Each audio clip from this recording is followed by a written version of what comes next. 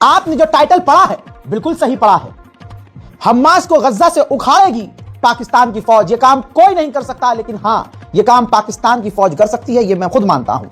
लेकिन यह पूरी दुनिया के मुसलमानों के लिए झटका है। पाकिस्तान क्या सच में यह करने वाला है? तो जी हां, पाकिस्तान की आवाम चू नहीं है।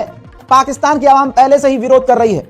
पाकिस्तान की विपक्ष की पार्टियां, पाकिस्तान के लोग, पाकिस्तान की तंजीमें पाकिस्तान सरकार का विरोध कर रही हैं। यह नहीं होना चाहिए दोस्तों। क्यों नहीं होना चाहिए?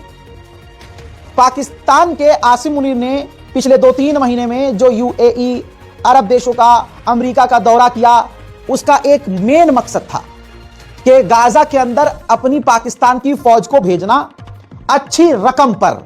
यानी जो पाकिस्तान के फौजी गज्जा में जाएंगे, सरकार, पाकिस्तान की जो सरकार है, इसके लिए अच्छी कीमत वसूलेगी अमेरिका से, और उनमें से कुछ अच्छा पैसा, मतलब ऐसा भी नहीं है कि सारा पैसा खुद ही खा जाएगी, पाकिस्तान के फौजियों को देगी, ठीक है, जो गाजा में जाएंगे। अब आपको बता दूं कि मामला क्यों बिगड़ रहा है। क्योंकि यह किराए की फौज जो पाकिस्तान की जाएगी, इसने अंदर खाने प्रॉमिस कर लिया है कि हम हमास को उखाड़ फेंकेंगे। पहले यह बात बोली गई थी कि नहीं, हम हमास से नहीं लड़ेंगे और हमास के खिलाफ कुछ नहीं करेंगे। लेकिन अब पाकिस्तान को कुछ ना कुछ ऑफर किया गया है। और देखिए, डोनाल्ड ट्रंप ने पता है क्या कहा है? डोनाल्ड ट्रंप ने कहा है कि पाकिस्तान ने खुद ऑफर किया था गाजा में फौज भेजने को, जो हमने पसंद किया और हम राजी हैं। दोस्तों, रिपोर्ट्स के मुताबिक जो मैं आपके सामने रख रहा हूं, पाकिस्तान ने गाजा में प्रस्तावित इंटरनेशनल स्टेबलाइजेशन फोर्स यानी आईएसएफ में लीडरशिप की जिम्मेदारी मांगी है। जो वहां पर, पहली बात तो गाजा में सबकी फट रही है, कोई जाने को तैयार नहीं है। खाली तुर्की राजी है कि तुर्की अपनी फौज भेजेगा, एक आध इंडोनेशिया जैसा देश वो भी अपनी फौज भेज देगा। अब आसिम मुनीर क्या कह रहे हैं? आसिम मुनीर की मांग यह है कि जो आईएसएफ इंटरनेशनल स्टेबलाइजेशन फोर्स जो गाजा के अंदर होगी, उसका लीडर पाकिस्तान बनेगा और उस पूरी इंटरनेशनल फौज को कंट्रोल करने वाला पाकिस्तानी कमांडर होगा जो गाजा में जाएगा। यहां तक भी सही था। पाकिस्तान और मुसलमान और मुस्लिम देशों को प्रॉब्लम यहां से है कि आसिम मुनीर ने मान लिया है कि वो हमास को खदेड़ देंगे, यानी एक तरह से इजराइल के लिए काम करेंगे। इसकी डील लगभग हो चुकी है। बहुत जल्द आप अपनी आंखों से देखेंगे कि जो मिडिल ईस्ट का, अमेरिका का सेंटॉम का कमांडर है, वो बहुत जल्द पाकिस्तान जाने वाला है। रुक जाइए, सिर्फ यही नहीं, पाकिस्तान पहुंचेगा अमेरिका का डिफेंस मिनिस्टर। उल्टा तमाम अमेरिकी और इजरायली ऑफिशियल पाकिस्तान की तरफ बढ़ रहे हैं, उल्टा खुद पाकिस्तान की तरफ आ रहे हैं। रिपोर्ट में लिखा गया है, पाकिस्तान की सेना ने हमास से हथियार छीनने के लिए बनाई जा रही फोर्स में शामिल होने के लिए कुछ शर्तें रखी हैं, जिनमें कुछ शर्तें राजनीतिक, सैन्य और आर्थिक हैं। यानी पाकिस्तान पैसे लेकर गाजा में हमास के लड़ाकों से युद्ध करेगा।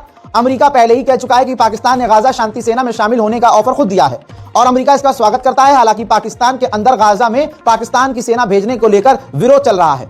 मामले से जुड़े सूत्रों के हवाले ने एजेंसियों को बताया है कि इस्लामाबाद चाहता है कि अगर इंटरनेशनल स्टेबलाइजेशन फोर्स को तैनात किया जाता है तो उसकी सेना गाजा में आईएसएफ की कमान संभालेगी, जिसका नेतृत्व एक सीनियर पाकिस्तानी जनरल करे। पाकिस्तान क्या जिम्मेदारी दी जाएगी, फिलहाल ये क्लियर नहीं है। इसको लेकर कोई फैसला नहीं हुआ है।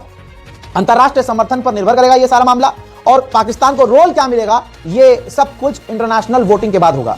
यानी पाकिस्तान की फौज पाकिस्तानियों के दिलों को कुचल के हमास से लड़ेगी, फिलिस्तीनियों से लड़ेगी और गाजा को आजाद करा के इजराइल को सौंपेगी। इसका विरोध ऑलरेडी पाकिस्तान में तगड़े लेवल पर चल रहा है। इजराइल ने ऐलान कर दिया कि हमारे लिए पहले नंबर पर खतरा ईरान है, दूसरे नंबर पर खतरा तुर्की है, और इसके बाद इजराइल ने साइप्रस और ग्रीस के लीडरों को बुला लिया अपने मुल्क और डील कर ली उनसे। साइप्रस और ग्रीस तुर्की के सबसे बड़े दुश्मन हैं।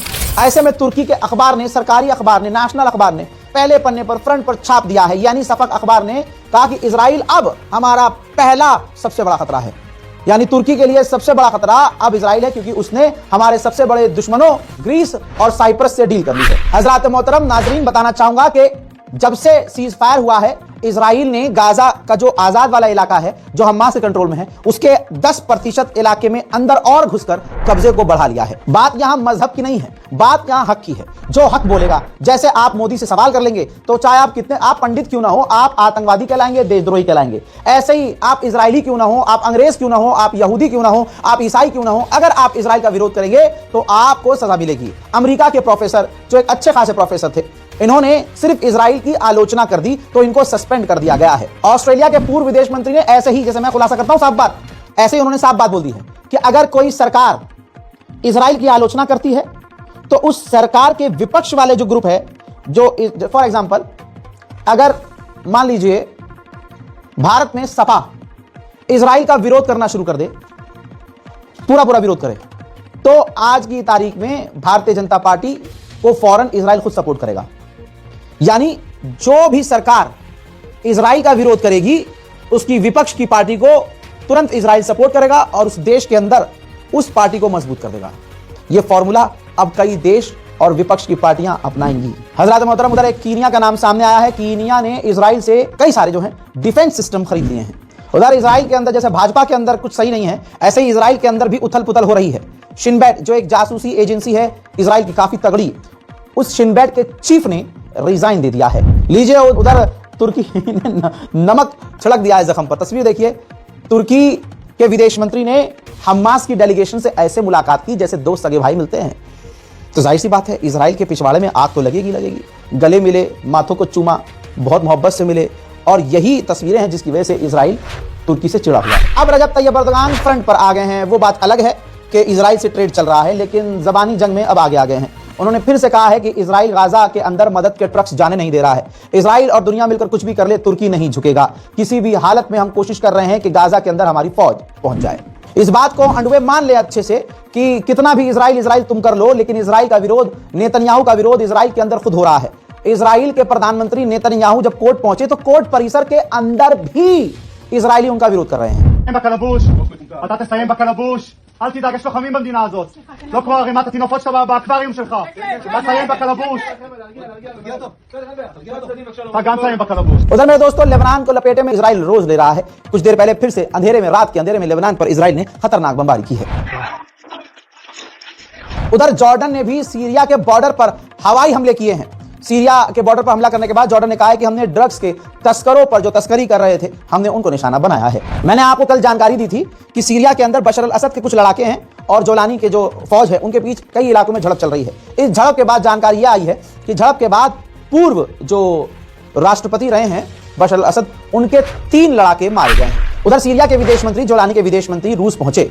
रशिया के विदेश मंत्री ने आधिकारिक तौर पर ऐलान करके कहा कि हम हर मुसीबत में और हर परेशानी में सीरिया की गवर्नमेंट के साथ हैं। मेरे दोस्तों, तुर्की और रशिया को सामने देखकर इजराइल ने यह दिमाग चलाया कि सीरिया के अंदर एक वक्त के लिए तुर्की हमारे लिए खतरा है, रशिया नहीं। तो अब रशिया को वो मान चुका है कि सीरिया के अंदर रह सकता है, अप्रूवल दे चुका है। वो अपने लिए, यानी इजराइल अपने लिए सीरिया में रूस को खतरा कम और तुर्की को ज्यादा मान रहा है। लिहाजा सीरिया और इजराइल के बीच मीडिएशन करवाने के लिए रशिया कूद गया है और रशिया मीडिएशन करवाए, इस पर इजराइल राजी हो गया है। बस वो तुर्की को बर्दाश्त नहीं करना चाहता। यानी आप समझ सकते हैं खतरा दोनों से है, लेकिन ज्यादा खतरा तुर्की से है और बीच में बातचीत करके रशिया से अपने मामला इजराइल सही करने की कोशिश कर रहा है ताकि तुर्की कम से कम सीरिया से बाहर रहे।